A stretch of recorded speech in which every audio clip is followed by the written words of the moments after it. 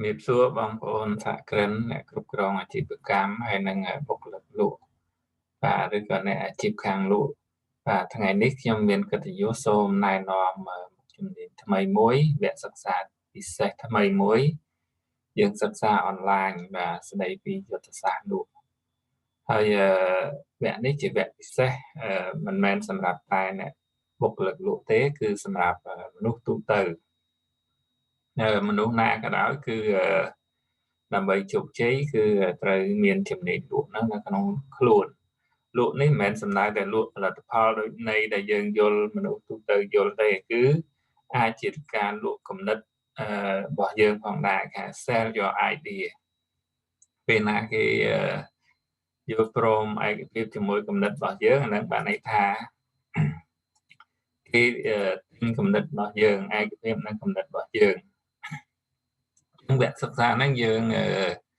សិក្សាអនឡាញគ្រប់ពេលគ្រប់ទីកន្លែងយើងសិក្សាតាមប្រព័ន្ធបណ្ដាញសង្គម Facebook ហើយនិង Telegram បាទអញ្ចឹងវគ្គហ្នឹងយើងមាន6ផ្នែកសំខាន់គឺផ្នែកទី1គោលគំនិតអាជីវកម្ម Business Concept and Skill បាទមុននឹងយើងលក់តើយើងមាន Business Skill បាទបានទៅជួបគេទៅយើងមានលក្ខណៈ Professional មានលក្ខណៈវិជ្ជាជីវៈបាទផ្នែកទី2គឺ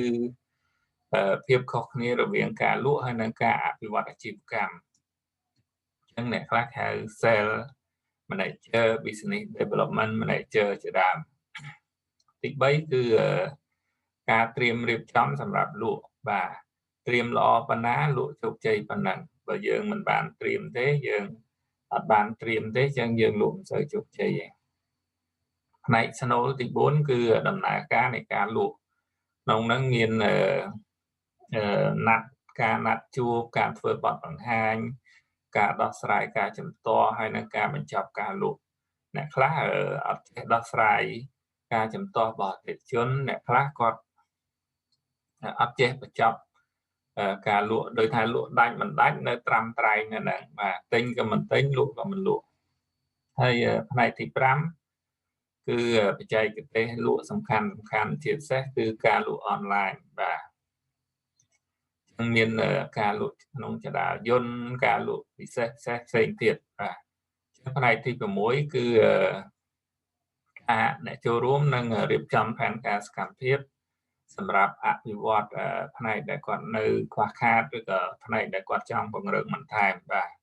ការសិក្សានេះគឺយើងមានរយៈពេល1ឆ្នាំបាទសូមបញ្ជាក់ម្ដងទៀតគឺសម្រាប់សហគ្រិនឬក៏សម្រាប់អ្នកគ្រប់គ្រងឬក៏បុគ្គលិកលក់ផ្ទាល់បាទជាវគ្គពិសេសដែលយើងរៀបចំឡើងបាទដើម្បីជោគជ័យយើងត្រូវតែមានជំនាញលក់គ្រប់គ្នាបាទសូមអរគុណបាទអញ្ចឹងសម្រាប់អ្នកដែលចុះឈ្មោះចូលរៀនហើយបាទសូមជូនពរជោគជ័យនៅក្នុងបេសកកម្មលក់របស់ខ្លួនហើយសម្រាប់បងប្អូនដែលមិនទាន់បានចុះឈ្មោះសូមអញ្ជើញរស់រាន់យើងនឹងចាប់ផ្ដើមក្នុងពេលឆាប់ៗនេះបាទសូមអរគុណ